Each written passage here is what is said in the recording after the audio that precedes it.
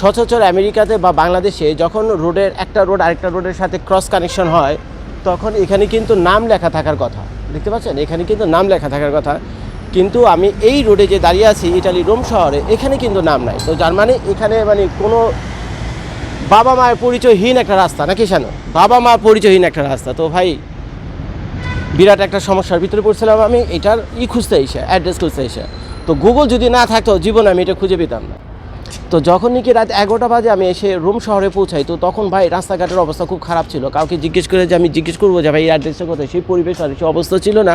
আর এখানকার মানুষ খুব একটা ইংলিশ বুঝিও না। তো যার ফলে আমাকে যদি এই যে বিল্ডিংটা দেখতে পাচ্ছেন, এই বিল্ডিংটা যদি না দেখতাম ওই ল্যান্ডমার্ক হিসেবে গুগল ম্যাপে, তাহলে কিন্তু আমি এখানে খুঁজে বের করা আমার জন্য কঠিন হতো। তো এখন শুধু ওই গুগল ম্যাপে তো আপনি রাস্তা টুস্তা দেখছেন, এখন যে বাড়িতে আপনি যাবেন, যে হোটেল বা যে এয়ারবিএনবি, এখন হোটেলের অ্যাড্রেস আপনার সহজে পাবেন, কিন্তু এয়ারবিএনবির অ্যাড্রেস আপনার জন্য পাওয়া সানো একটু কঠিন হবে, এয়ারবিএনবির অ্যাড্রেস পাওয়া একটু কঠিন হবে। তো ওর জন্য কী করবেন, এয়ারবিএনবি যে বাড়ি ভাড়া নিয়েছেন সেই বাড়িটারও কী করবেন, গুগল ম্যাপে ভালো করে দরজার ছবি দেখবেন, রাস্তা থেকে দরজার ছবি, রাস্তা থেকে দরজার ছবি। ভাই যা বলি মনোযোগ দিয়ে শুনেন, এলে ভারী ভেজাল আছে। তো এখন কী করবেন, আমি যখন গুগল ম্যাপে দেখছি তখন আমাকে এই বিল্ডিংয়ের ছবিটা দেখাচ্ছিলো, বুঝছেন, এই যে এই রাস্তাটা দেখাচ্ছিলো, এই রাস্তাটা দেখাচ্ছিল এবং এই বিল্ডিংয়ের ছবিটা দেখাচ্ছিল। এক দরজার যে ছবিটা দেখছি, তো অন্ধকারের ভিতরে আমি হেঁটে হেঁটে এখান দিয়ে আস্তে আস্তে হেঁটে আসার পর হঠাৎ শানুরে দেখে আমি চিৎকার করেছি, শানু আমি তো পেয়ে গেছি, আমি তো পেয়ে গেছি। যখন এই গেটটা আমি দেখছি গুগল, আমি এই গেটটি হুবহু দেখছিলাম, তখন তো শানু দেখে খুশি, কারণ বাচ্চা কাচ্চা এত রাত্রিতে হাঁটা যায় না, মানে সেফটির ব্যাপার আছে। তখন এখানে আসছি, তো এখানে আসার পর এই যে এখানে দেখতেছেন না বিল্ডিংটা একটুখানি দেখায়, তো বিল্ডিংটা না দেখলে তো বুঝবেন না, এই বিল্ডিংটা একটু অদ্ভুত টাইপের, বুঝছেন, বিল্ডিংটা দেখেন ভাই।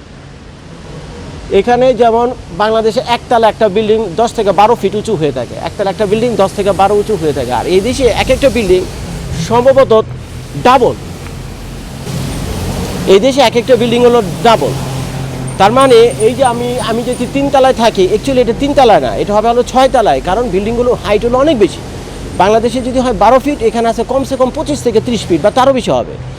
তো যাই হোক, যে আমার যে এয়ারবিএনবি হোস্ট ছিল সে কী করছে, এই দরজার ছবি সেও আমাকে পাঠায় এই যে এখানে একটা আছে কি আছে মানে নেম প্লেট বা কিছু একটা আছে, এবং সবার একটা করে চাবি দেওয়া আছে, একটা করে বাটন এখানে দেওয়া রয়েছে।